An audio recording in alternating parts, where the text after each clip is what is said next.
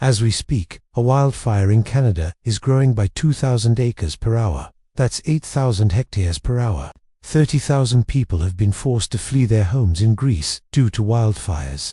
A new report just released shows that climate-driven disasters were 3 times more likely to displace people globally than conflict or persecution in 2022. We're seeing more droughts, floods, hurricanes, storms, heatwaves, and wildfires, not less. And with every passing year, these disasters become more intense. In 2021, there were 4,600 weather and climate disaster events worldwide. Those events together caused $763 billion in damages. But so far this year, there have already been 137 extreme weather events in the US alone, causing over $39 billion in damages. And it's happening everywhere. From Hawaii to Turkey, from Pakistan to California, from Europe to Australia, the impacts of climate change are becoming impossible to ignore. As researchers at Yale University warned back in 2022, quote, "The evidence is clear. Climate change is already harming people around the world," end quote. They then go on to conclude, quote, "Climate scientists agree that the only way to prevent these harms from getting much worse is to slash emissions of greenhouse gases as quickly as possible," end quote. And yet, when asked whether we can still go down the path of rapid industrialization and economic growth, a full 60% of respondents said yes. Let's not sugarcoat it. If we continue on this path, if our leaders continue to fail us, then humanity will die out. The natural systems that make life on Earth possible will collapse. In fact, a recent report from the United Nations Environment Programme found that humanity is using up the planet's resources 1.4 times faster than it can replenish them.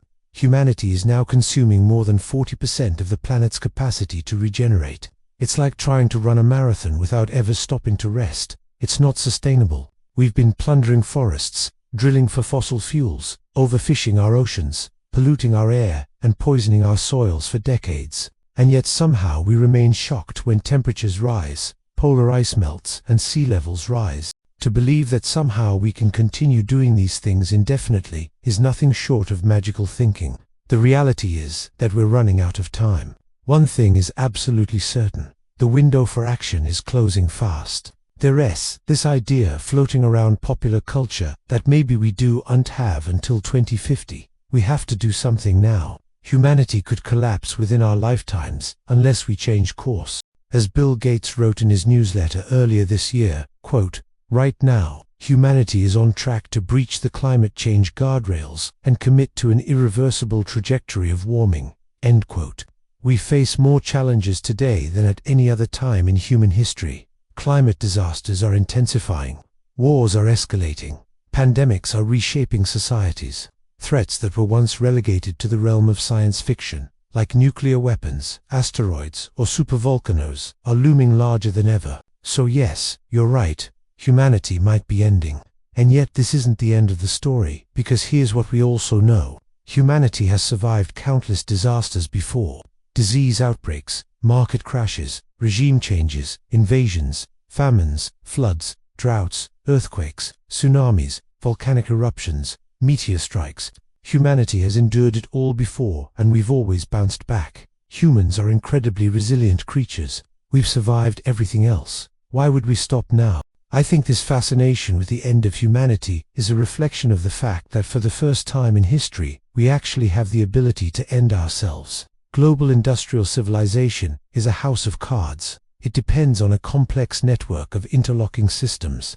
If any one of those systems fails, the whole thing collapses. And when we take into account how many of these systems depend on fossil fuels, like agriculture, transportation, energy production, manufacturing, telecommunications, water management, banking, finance, logistics, supply chains, food processing, waste management, emergency services, the list goes on, we can see that if we can break down just one of these systems, then global civilization will collapse. For the first time ever, humans have the ability to destroy everything we've built. And to be honest, we've had our eye on the ball recently. For years, scientists have been sounding the alarm about climate change and the risks of catastrophic climate feedback loops being triggered. Last year, hundreds of scientists from around the world joined their voices to warn us about this risk. Quote, human-caused climate change has already affected weather and living standards all over the planet, and will continue to do so increasingly over the 21st century and beyond. Human activities are also pushing Earth's systems away from safe environmental thresholds that can be crossed only once. End quote. Then in January of this year, a group of 29 Nobel laureates issued a dire warning.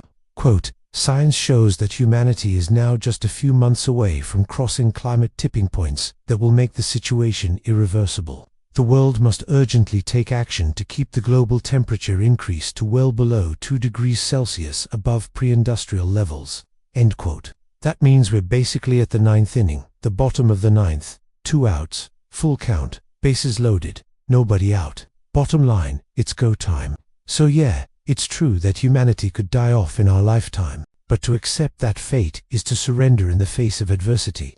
And let's be real. We humans have a pretty good track record of pulling through these sorts of crises. Every single day we move closer to an irreversible tipping point, but we're not there yet, not by a long shot. So what's the solution? If we're losing our race against climate change, if we're maxing out the Earth's capacity to regenerate, if we're depleting our freshwater reserves, then how are we supposed to get out of this mess? Well, it won't be easy, that's for sure, and it'll require sacrifices. But there are solutions. We need to reduce our consumption. We need to decouple our economy from endless growth. We need to shift from a culture of disposability to one of durability, repairability, and reusability. We need to rethink our relationship with technology. We need to redesign our cities, our homes, and our entire way of life to fit within planetary boundaries. And we need to do all of this while improving the lives of billions of people who live in poverty today. It'll require creativity, innovation, grit, and determination. But if we want a future where humans thrive, then we better get to work, because there are things we can do to get off this collision course with disaster. 1. We can kick fossil fuels to the curb. This is the most obvious thing we can do. We need to start investing heavily in renewable sources of energy, like solar and wind power. 2. We can go plant-based. Agriculture is responsible for nearly 1/4 of greenhouse gas emissions. It uses a whopping 70% of all freshwater withdrawals, and it accounts for nearly half of all human-caused nitrogen emissions. Just cutting beef consumption by 90% by 2050 would slow down climate change immensely. 3. We can radically reduce waste. 40% of food produced in the US is never eaten. Globally, 1/3 of food is lost or wasted. If we cut food waste by just 50%, that would free up enough land to grow crops to feed all the hungry people on the planet. 4. We can invest in carbon capture. 5. We can protect our forests. Forests absorb and store 4 times more carbon than the atmosphere does. So protecting existing forests and restoring degraded ones will help us pull carbon out of the atmosphere. 6. We can innovate. Scientists are constantly coming up with new ways to remove carbon from the atmosphere.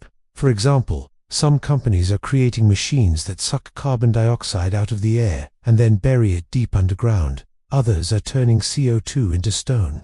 7. We can change our mindset. Ultimately, we need to recognize that the days of endless growth and limitless consumption are over. If we can embrace simplicity, if we learn to live with less, and if we focus on experiences rather than material possessions, then we can lighten our impact on the planet. In the end, the choice is ours. We can either allow fear and despair to paralyze us, or we can channel our anxiety into a collective awakening. We can use our imagination to envision a better world, and then we can work tirelessly to bring that vision into reality. The window for action is closing fast, but it's not closed yet. Humanity doesn't have to end. Humanity could begin again.